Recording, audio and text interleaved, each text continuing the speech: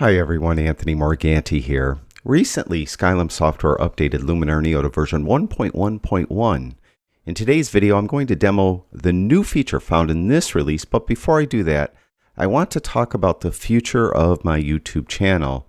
Those of you that follow my YouTube channel know that I mainly do videos demoing post-production software, mainly from Adobe, that's Lightroom and Photoshop, ON1 Photo Raw, and all of its plugins, Skylum software including Luminar Neo, Luminar AI, and Aurora HDR, DxO's Photolab, Pure Raw, and the Nik collection, Exposure Software's Exposure X7, and Capture One.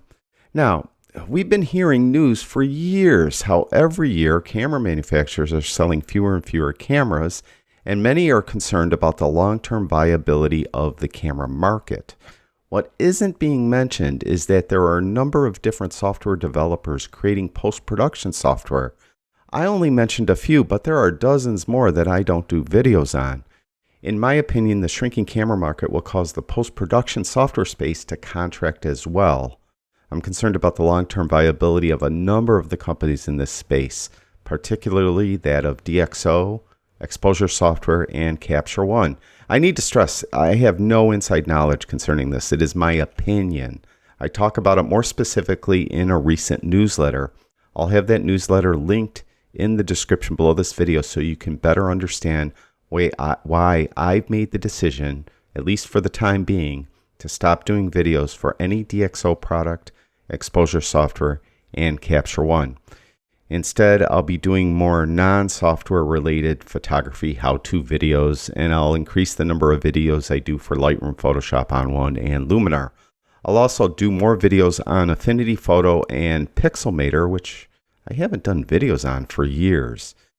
Again, read the newsletter where I explain it in more detail. It will be linked in the description below. Now, as far as this update for Luminar Neo, they only added one new feature, and it's nothing much. As a matter of fact, I'm not sure how much any of us would even use this new feature.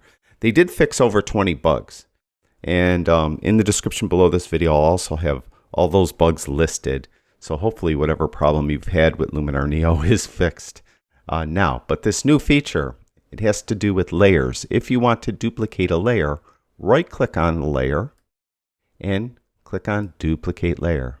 And it takes a second, but it will duplicate the layer. If you want to delete that layer, right-click on it and remove the layer.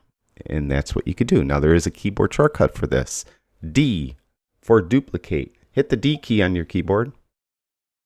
Hit the D key on your keyboard. There we go. And it will duplicate the layer. Now there's not a keyboard shortcut to delete the duplicated layer. You still have to right-click on it and remove that layer. So that's it. That's all that is in this version of Luminar Neo. Now, in my opinion, and I think most of you will agree with me, when Luminar Neo was released, it really wasn't a complete product. And I think most of us probably bought it just to support Ukraine and the people in Ukraine who create Luminar Neo. And it is nice, though, that they keep trying to add to it continually and don't keep us waiting for like a large update, meaning wait a month so they could add 5 features. Instead, they just keep updating it as they add something new.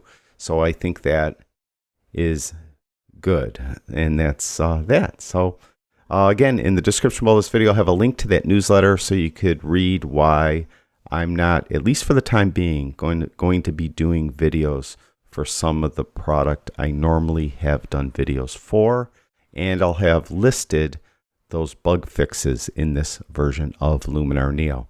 Thank you, everyone who watches my videos. I really do appreciate it. Talk to you guys soon.